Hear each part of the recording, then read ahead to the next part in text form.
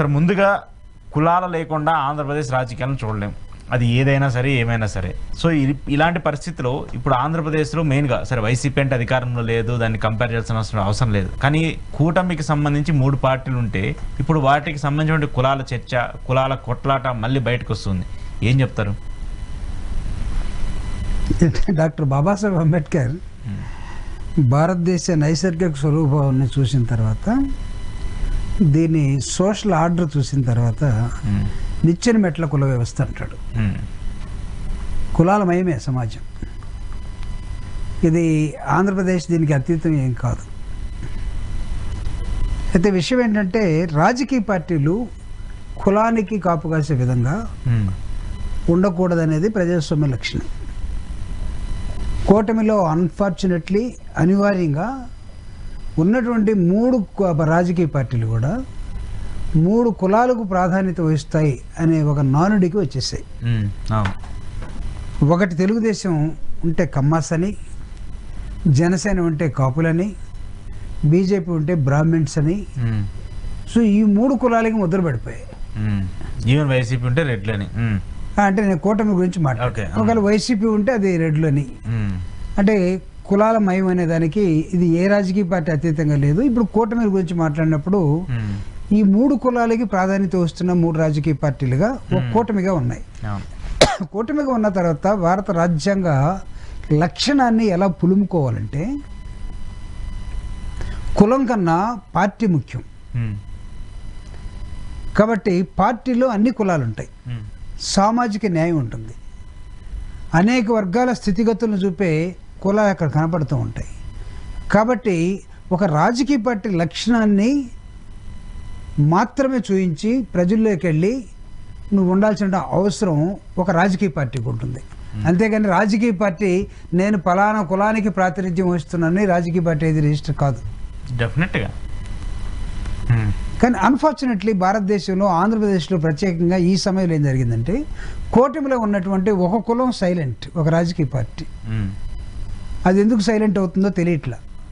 అది బీజేపీ చాలా సైలెంట్గా అలా ఉంటుంది. కానీ ప్రశ్నిస్తానను సైలెంట్గా ఉండలేనటువంటి ఉండాల్సిన రాజకీయ పార్టీ జనసేన ఎందుకు మారిందో కానీ, ఒకవైపు చూడాలన్న అవసరం ఉంటే ఆ వైపు చూడకుండా వేరే వైపు చూసి వెళ్ళిపోతూ ఉంది. ఈ రెండింటిని మేనేజ్ చేయాల్సినటువంటి తెలుగుదేశం పార్టీ బాధ్యతను విస్మరించి కూటమిలో కనీసం కోఆర్డినేషన్ ఉందా లేదని చూసుకోవటం మానేసి, తన పార్టీలో కూడా గందరగోళం ఉన్న సంగతిని గాలి కొదిలేసి ఆ నాయకులు ఎక్కడెక్కడో తిరుగుతున్నటువంటి నేపథ్యం ఈరోజు ఈ రాష్ట్రంలో కనబడుతున్నది.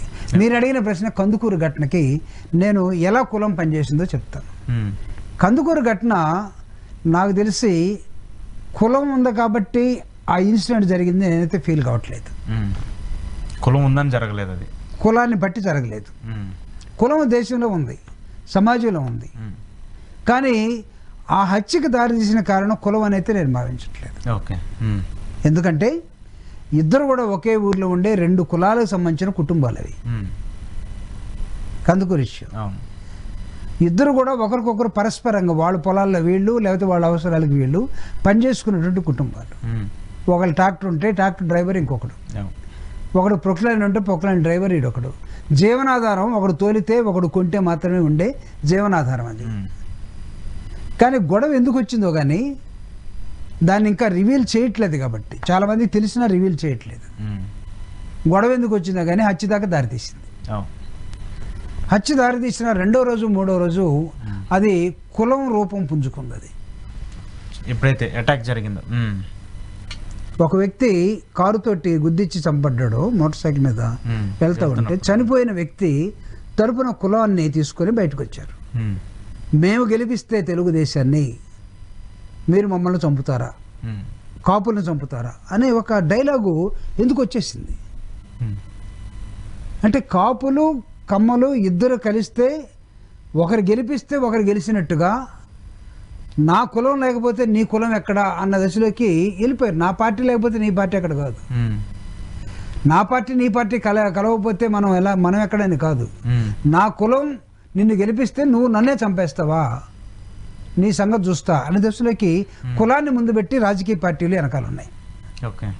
సో తెలుగుదేశం, జనసేన ఆంధ్రప్రదేశ్లో పరిపాలించడానికి ఏమాత్రం అర్హత లేనటువంటి విధంగా ఆ రెండు పార్టీ రాజకీయ నాయకులు తయారైపోయారు ఈరోజు. మీరు ఇక్కడ కులమే లేదంటున్నారు, కానీ ఆ కులాన్ని దూషించాడు, ఆ కులాన్ని ఇలా మాట్లాడాడు అని చెప్పేసి దాని గురించి కదా వాళ్ళందరూ బయట. అంటే నేను అనేది అదే, ఇప్పుడు కులం కొట్టుకునేటప్పుడు తిట్టుకునేటప్పుడు కులం వచ్చి ఉండొచ్చు, చంపుకునేటప్పుడు అసలు కొట్టుకోవడం తిట్టుకోవడం ఎందుకు వచ్చే కొంచెం లోతుల్లోకి వెళ్ళాల్సిన అవసరం ఉంది. అంటే ఆ లోతుల్లోకి ఇప్పుడు మన ఇద్దరం కూడా వెళ్ళాం. It is immaterial for us. But రెండు రాజకీయ పార్టీలుగా ఉన్నటువంటి రెండు కులాలు అక్కడ, ఒకరు జనసేన అభిమాని, ఒకరు తెలుగుదేశం అభిమాని అనుకుందాం. అంతేగాని ఒకరు ఈ కుల అభిమాని, ఒకరు ఈ కుల అభిమానం కాదు. అక్కడ వాళ్ళిద్దరు కొంచెం ఉంచుకోనివ్వండి.